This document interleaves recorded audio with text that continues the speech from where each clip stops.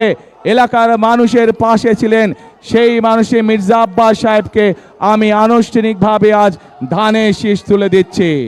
প্রিয় ভাই বোনেরা, এই মানুষটি অতীতে সারা জীবন যেমন আপনাদের পাশে ছিলেন, 12 তারিখ পর্যন্ত তার পাশে আপনারা থাকবেন।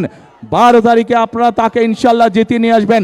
13 তারিখ থেকে এই মানুষটি সারা জীবন শেষ দিন পর্যন্ত আপনাদের পাশে থাকবে, এলাকার মানুষের পাশে থাকবে ইনশাআল্লাহ। প্রিয় ভাই বোনেরা, এখানে আমাদের ধানের শীষের দাঁড়া ভাই, স্লোগান না স্লোগান, এই এই কালো গেঞ্জি বড় ডিস্টার্ব করে ভাই, আস্তে কথা শেষ করে আগে কথা শোনো। প্রিয় ভাই বোনেরা, এখানে ধানের শীষের প্রার্থী আব্বাস সাহেব কয়েকটি কথা বলেছেন, খেলার মাঠের কথা বলেছেন।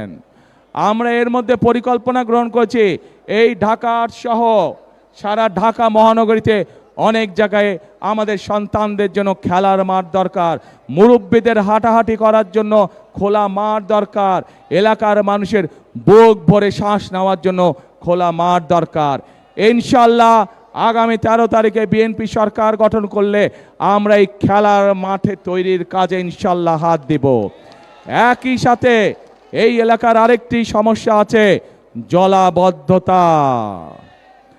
আজ আপনাদের সামনে আমি পরিষ্কারভাবে বলে দিতে চাই, ঢাকা 8 সহ ঢাকা মহানগরী সহ সকল পর্যায়ে যে জলাবদ্ধতা আছে, সবচাইতে দ্রুততার সাথে ইনশাল্লাহ এই সমস্যার সমাধান আমরা করব ইনশাল্লাহ। এবং একটি গুরুত্বপূর্ণ এই এলাকার মানুষের দাবি একটি কবরস্থানের, ইনশাল্লাহ মানুষের যাতে এই সমস্যার সমাধান করা যায়, আব্বাস সাহেব নির্বাচিত হলে ওনার সাথে কথা বলে এলাকার মানুষের যেখানে সুবিধা হয়, যেভাবে সুবিধা ইনশাল্লাহ সেটিও আমরা পর্যায়ক্রমিকভাবে ইনশাল্লাহ বাস্তবায়ন করব। এখন প্রিয় ভাই বোনেরা, আমি তো আপনাদের সামনে আমার দলের পরিকল্পনার কথা তুলে ধরলাম। আমি তো আপনাদের সামনে আমার দলের প্রার্থী আব্বাস সাহেবের যে পরিকল্পনা, যে দাবি, সেইগুলোও আমরা কিভাবে বাস্তবায়ন করব তাও তুলে ধরলাম। ভাই মা বোনেরা, 12 তারিখে আপনাদের পরিকল্পনা কি? বোঝে না, শোনে না, জোরে কি পরিকল্পনা? ধানের শীষ। ইনশাআল্লাহ প্রিয় ভাই বোনেরা, এই ধানের শীষই হচ্ছে বাংলাদেশের স্বাধীনতা, সার্বভৌমত্ব এবং বাংলাদেশের মানুষের ভাগ্যের পরিবর্তনের প্রতীক। আসুন 12 তারিখের নির্বাচনে আমরা ধানের শীষকে নির্বাচিত করে ইনশাআল্লাহ, এবং আমরা 12 তারিখ থেকে দেশ পুনর্গঠনের কাজে হাত দেই।